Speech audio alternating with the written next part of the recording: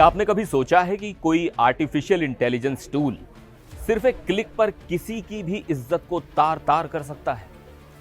सोचिए, आपने social media पर अपनी एक नॉर्मल फोटो डाली, किसी ने एआई का इस्तेमाल करके उस फोटो में आपके कपड़े गायब कर दिए या उसे बेहद आपत्तिजनक बना दिया। सुनने में यह किसी डरावनी फिल्म की कहानी लगती है, लेकिन इलॉन मस्क के सोशल मीडिया प्लेटफॉर्म एक्स पर मौजूद एआई चैटबॉट ग्रोक ने इसे सच कर दिखाया। और अब इसी हरकत की वजह से इलॉन मस्क और उनकी कंपनी यूरोपियन यूनियन के निशाने पर आ गए हैं। आज बात इसी डिजिटल खतरे की जो आपके घर तक पहुंच सकता है। नमस्कार, मैं हूं सिद्धार्थ प्रकाश।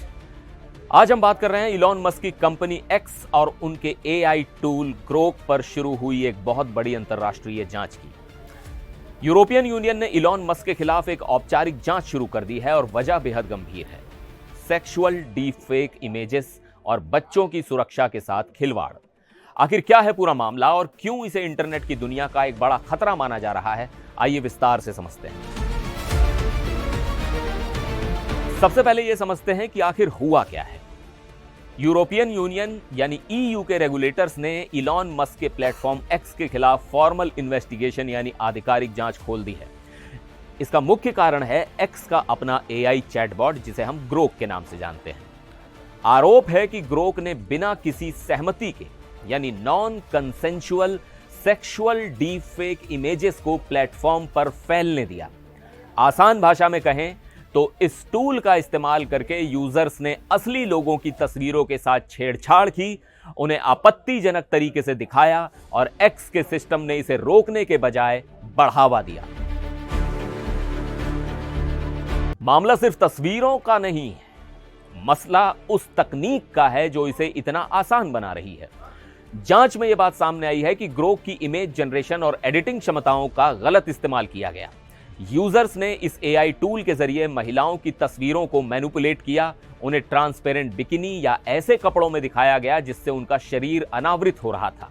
और सबसे ज्यादा डराने वाली बात यह है कि रिसर्चर्स ने पाया कि इनमें से कुछ तस्वीरें बच्चों की भी थी।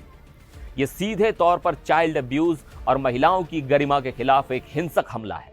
जब एक एआई टूल लोगों को अनड्रेस यानी कपड़े उतारने जैसी सुविधा देने लगे तो यह तकनीक का वरदान नहीं बल्कि अभिशाप बन जाता है। अब आप सोच रहे होंगे कि इस पर कानून क्या कहता है। यूरोपियन यूनियन के पास एक बहुत सख्त कानून है जिसे डिजिटल सर्विसेज एक्ट या डीएसए कहते हैं। इस कानून के तहत बड़ी टेक कंपनियों की जिम्मेदारी है कि वो अपने प्लेटफॉर्म को सुरक्षित रखें।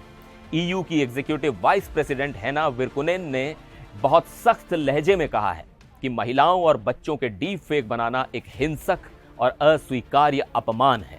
जांच अब इस बात पर होगी कि क्या इलॉन मस्क की कंपनी ने जानबूझकर यूरोपीय नागरिकों, खासकर महिलाओं और बच्चों के अधिकारों को अपने मुनाफे या फ्री स्पीच के नाम पर कुचल दिया।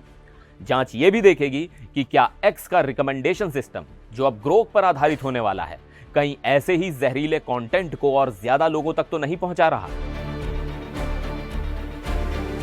हालांकि जब इस मुद्दे पर बवाल बढ़ा तो एक्स ने अपनी सफाई भी दी। कंपनी की तरफ से कहा गया कि वो बाल यौन शोषण और बिना सहमति के नग्नता के खिलाफ जीरो टॉलरेंस की नीति रखते हैं। 14 जनवरी को एक्स ने एक बयान में कहा कि वो अब यूजर्स को ऐसी तस्वीरें बनाने की अनुमति नहीं देगा जिसमें लोग बिकिनी या अंडरवेयर में हो। लेकिन सवाल यह है कि क्या ये कदम उठाने में बहुत देर नहीं हो गई?